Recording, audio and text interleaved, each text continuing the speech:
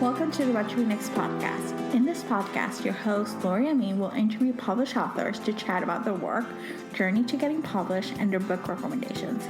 If you share a passion for books and always looking for your next read, then join us. Hi, Geoff. Welcome to What to Read Next podcast. Thanks for having me. Great to be here.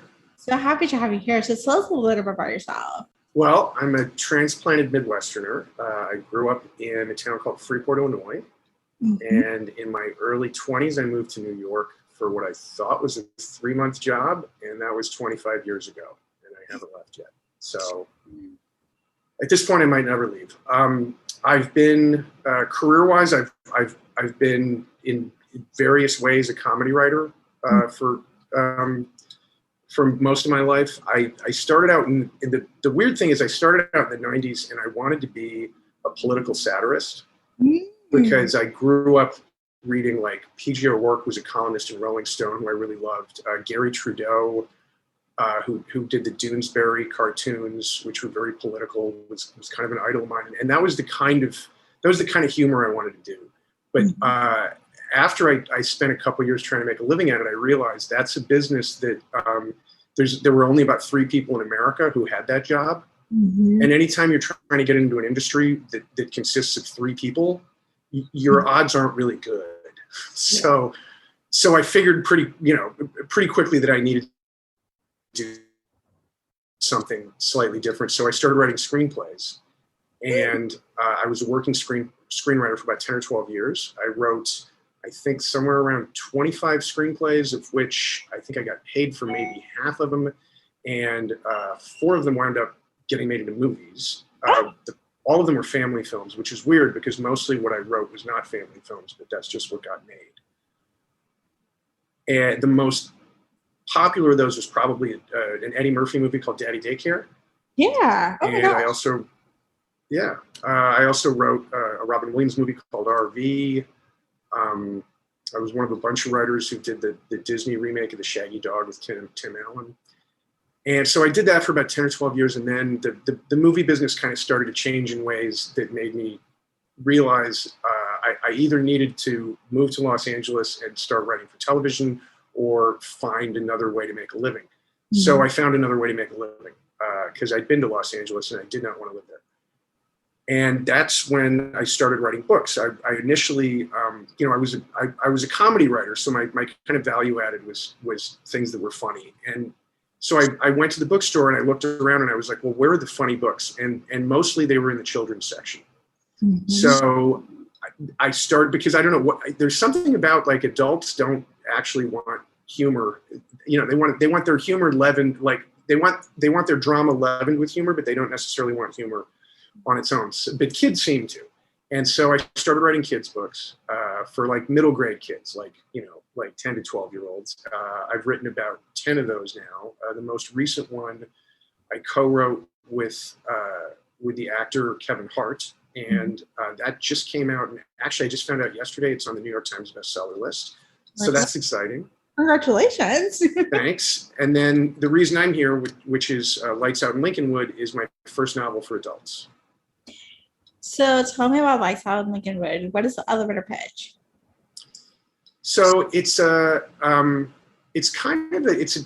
family drama wrapped in a disaster story with a real strong sort of comedic sensibility, and it follows a family of 4 in a wealthy New Jersey suburb over the 3 days after the entire technological infrastructure of modern society suddenly collapses on a random Tuesday morning. And so the power grid goes down, phones don't work, laptops, televisions, any car manufactured after about 1975, because they all have electric starters. Everything that's got a circuit board just stops working. And in the context of the story, nobody can really figure out whether this is something that is permanent, in which case it's probably the collapse of civilization, or temporary, in which case it's just a big pain in the neck.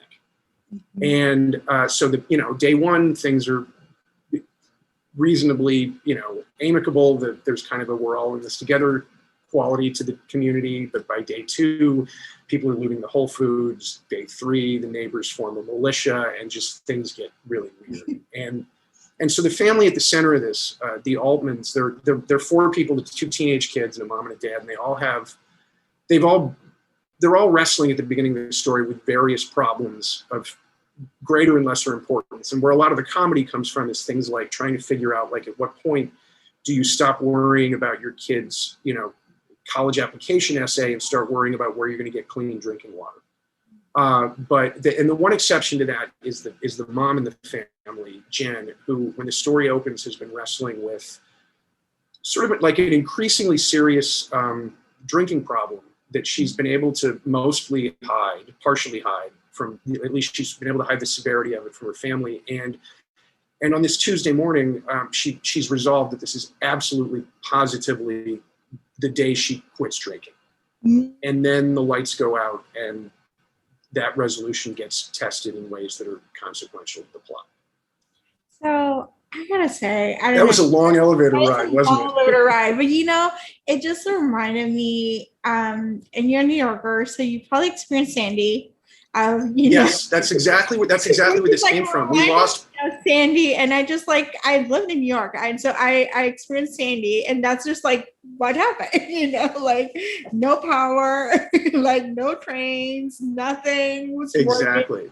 Working. Where did you live? Jersey City. I was stuck in Jersey City in the waterfront. So most of my stuff was in New York. So I take the path. Like I lived like Hudson River. Right. Most of the stuff. So I was, and because I live in the same street as Goldman Sachs needed power. So they got power first. Oh, yeah. Their power came back first. Yeah. So I live in the same street. So I got power, but pretty much everywhere else was either flooded or there was no power. So, right. And the trains were not working. Yeah. And we had the additional problem of we're at the top of a 10-story building, and we lost not only power, but water. Mm-hmm. Because, the water gets up to us through pumps, and the pumps, with no electricity, the pumps didn't work. We didn't have any backup. So I would have to and we just got immediately reduced. We're on, we're in Lower Manhattan. We're about 20 blocks from where the power was on. Mm-hmm. And we were very immediately reduced to just sort of like a hunter-gatherer lifestyle. Like we had 3 kids, and like every morning I would have to haul buckets of water. The superintendent in the building had busted open a street hydrant and filled a giant garbage bin full of water. And so every morning I would get buckets of water, and I'd carry them up 10 flights of stairs so we could flush the toilet. Oh. And then we'd march the kids after we dealt with that. We'd march the kids up 20 blocks to where the power was on. Mm. And then we find them sandwiches at a deli. And then we'd go to a friend's house and we'd shower and charge our phones. And then we had to get back downtown before the sun set because there were no lights in the streets. And then we would just, we go to bed at 7:00 because we didn't want to run out of our flashlight batteries. And it just got and that was where the Lincolnwood book came from, because ever since then I've had this feeling of I'm completely dependent on these complex systems for my basic human needs. And I never have to worry about my basic human needs because when I turn on the tap, there's always water. And when I go to the store, there's always food in the shelves. And the thought of if all this went away, what would I do was, I sort of had 2 choices once I was confronted with that, which was either move upstate, buy land, dig a well, and acquire some livestock and firearms, or write a book.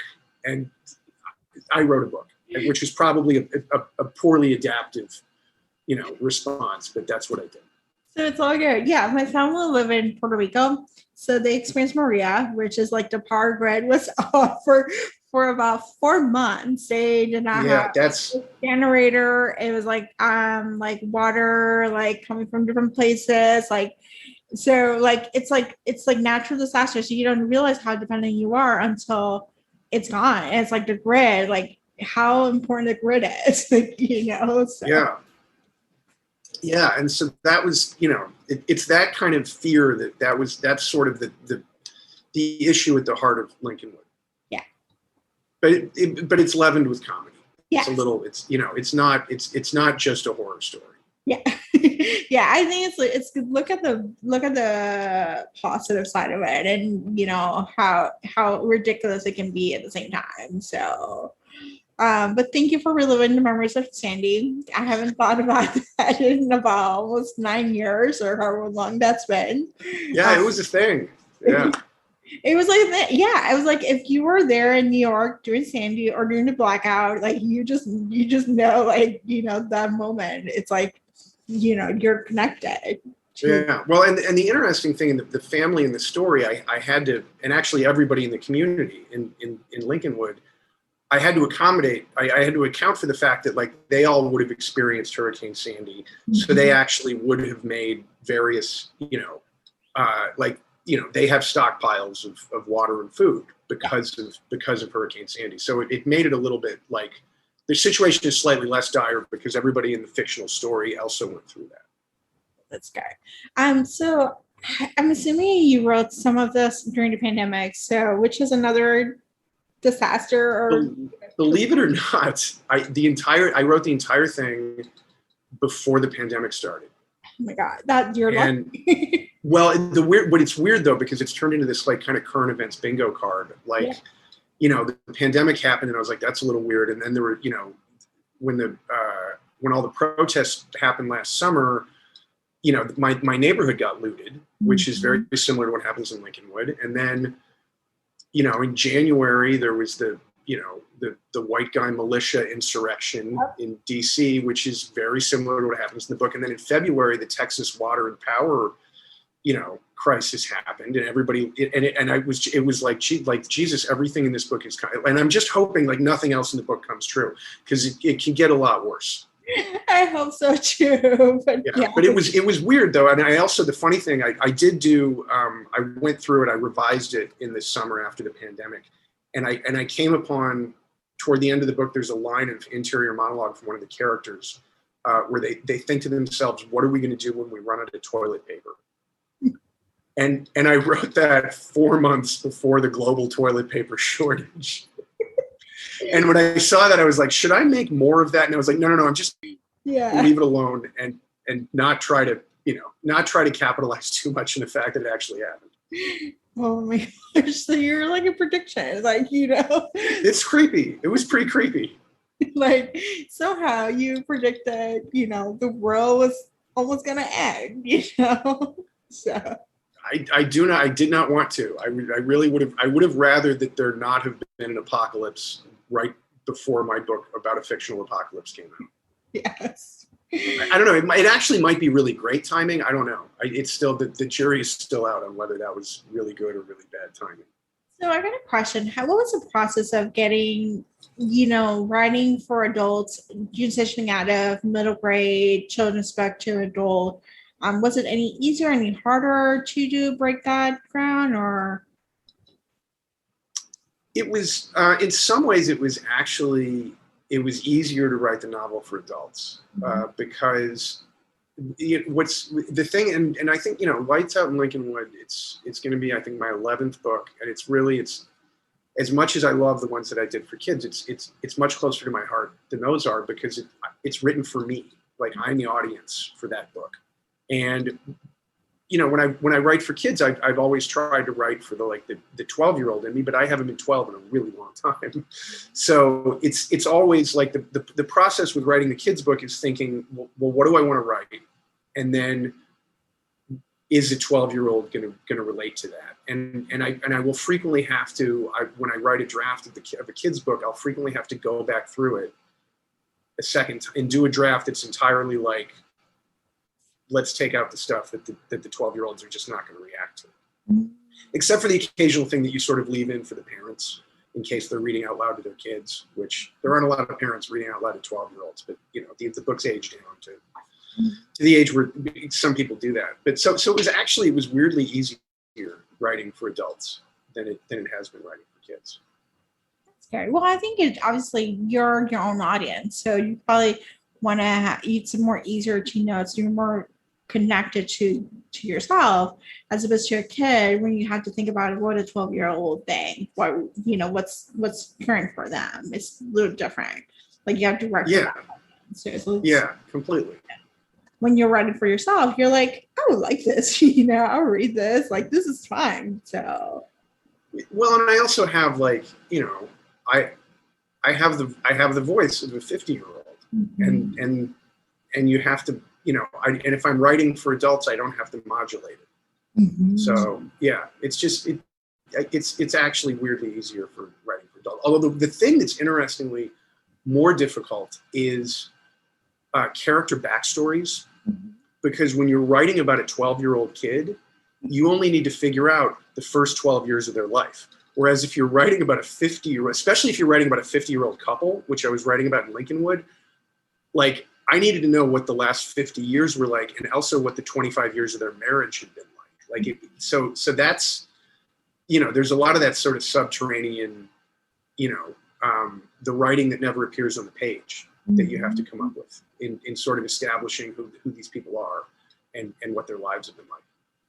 So that's one respect in which it's a lot harder. Yeah, I can imagine just thinking about like the baggage, the things that you need as a 50-year-old is very different than a 12-year-old. Like the relation with family, like how you relate to the world, how you see the world is very different, So And you've gone through a lot of life phases by the time you get to middle age. And yes. if you want to write a psychologically believable character, you kind of have to figure out what their life phases were.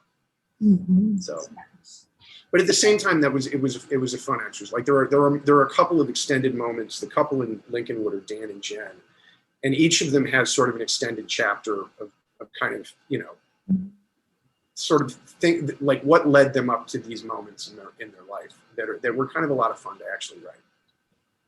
I love this. So, what are you working next? It's funny. I'm a little bit at a crossroads where the Kevin Hart book has a sequel, and I just turned in the sequel. The first Kevin Hart book was called Marcus Makes a Movie. It's about a kid who makes a superhero movie with his friends. With they don't know what they're doing. They have no budget. They have no anything. They make a superhero movie. And at the end of that book, the movie they put it on YouTube and it goes viral. So book 2 is called Marcus Makes It Big, and it's about sort of both the good and the occasionally really bad things that can happen when you get that level of like sort of instant viral attention on the internet. And then that's finished, and I'm now sort of I'm with about maybe doing a television adaptation of that, also possibly a film adaptation of Lights Out in Lincolnwood. And then beyond that, I kind of have to decide. Like I have one more idea for a kid's book that I really want to do, but then I think I might be kind of done with kids' books, and I want to write another novel for adults because it was so much fun writing Lincolnwood. But I'm not 100% sure what it would be yet. That's so good. That's these things take a while. It takes a while, and it takes a while to gestate, the idea and to come up with it and try stuff. But your plate is full with like multiple projects. Well, it was full. It's a little empty right now, unless the TV and film things come to fruition. It's it's one of those. I was just listening to a podcast that they were interviewing this. I can't remember the name of the actor, but he was a Tony Award winner, and he gave this Tony acceptance speech. And one of the things he said was like, you should always remember at the top of every mountain is the bottom of another mountain. And that's what writing books is like. It's like, whenever I'm writing a book, I'm like, I can't wait until this is done, which is the dumbest thing on earth, because once the book is done, then I have to figure out what the next thing is going to be. And that's actually really hard. So it's easier to be in the middle of writing a book than it is at the beginning of one and trying to figure out what it's going to be. So. Well, best of luck, whatever comes up. But I'm so glad that you have a New York Times bestseller book. You have an adult debut coming out this summer, and you have already finished the next book. So you're way ahead of yourself. So. Well, thanks. Awesome. So what has been a book that you have read over the past year that you can't stop rushing about, that you recommend our listeners to pick up? So in terms of fiction, Ayad Akhtar's Homeland Elegies, which I picked up. I took my first post-pandemic trip. I went and visited my mother who lives in Oregon now. And I brought that book on the plane and I just couldn't put it down. It was so good. And it's this weird amalgam of, it's shelved under fiction, and there are elements of it that are nonfiction. And it's about the main character is Ayad Akhtar. But it's fantastic. I couldn't recommend it more. And then the other one, which I read a couple of years ago, and I keep bringing up to people because it had a real influence on my thinking, was a book called Behave by a scientist named Robert Sapolsky, who is mostly a primatologist. Like he studies apes, and he sort of breaks down the sources of human behavior from literally the way your neurons fire in your brain, all the way up to the influence of hundreds of millions of years of evolution on us. And it was just, as a writer, it was this really fascinating insight into all the facets of what makes people do what they do. And there was a lot in it about sort of the way that our brains are almost wired for tribalism in a way. And a lot also about the really huge impact that early childhood has on your personality and your behavior, well into adulthood. So that was really, especially if you're a writer, I think it's a fascinating book that I just keep coming back to. I love this. Tell us where you can find you online. Twitter and Instagram at Geoff Rodkey, and the books I would like to think are available wherever fine books are sold. Mm-hmm. If you put Lights Out in Lincolnwood into the search bar, it should come up at most bookstores, and also hopefully at most in-person bookstores. Yeah, fingers crossed. That is very true. Thank you, Geoff, for being on the show. Thanks for having me. This was great. If you enjoyed this podcast, feel free to share with friends, subscribe, rate, and review the show. This is the easiest way to support the podcast. For book recommendations, author interview archives, and other fun book resources and tips, please visit WhatchWeNextBlog.com. The Watch We Next podcast is part of the Frolic Network. To discover new shows to listen and love, please visit frolic.media/podcast. Thank you so much for listening and have a great day.